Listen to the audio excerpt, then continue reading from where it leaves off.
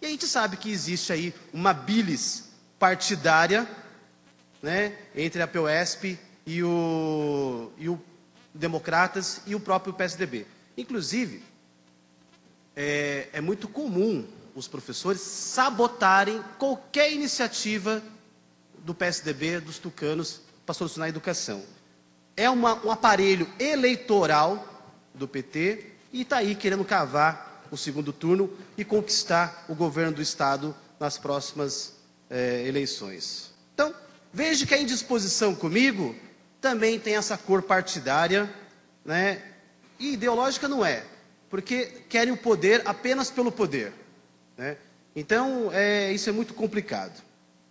E eu vejo o que falta para o professor. Falta generosidade. O professor, ele tem que olhar para a sala de aula e ver que ali tem talentos, tem novas lideranças e ele tem medo dessas lideranças. Ele não promove essas lideranças, porque vai ser concorrente dele. Porque os professores falaram assim, porque os políticos são desprezíveis, né? Quem não serve para nada vai ser professor, quem não serve para ser professor vai ser político.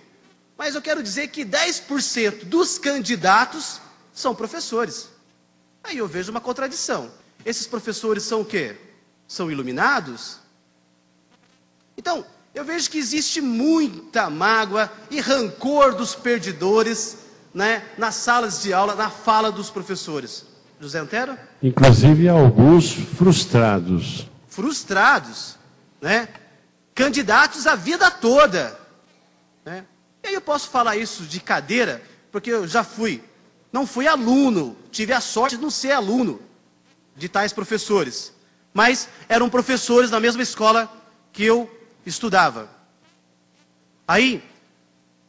Mas eram candidatos, e eu ali, na 7ª, 8ª série, vendo eles pedindo voto, nunca foram eleitos, e eu estou aqui como eleito representante do povo. É uma honra, exercendo a plenitude da cidadania. Então, o que acontece? A estratégia, quando você prega o voto nulo. Quando você prega o voto nulo, você está eliminando, né, um concorrente.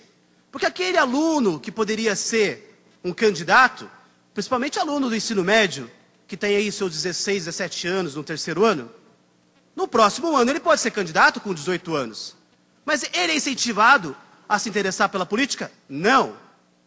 Todos os políticos são generalizados como corruptos e ladrões. Isso você afasta o interesse, você não desperta a vocação dos jovens para a política. Por quê?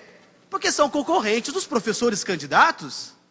Então o professor tem essa estratégia, o professor candidato, ele faz isso, desmantela a escola.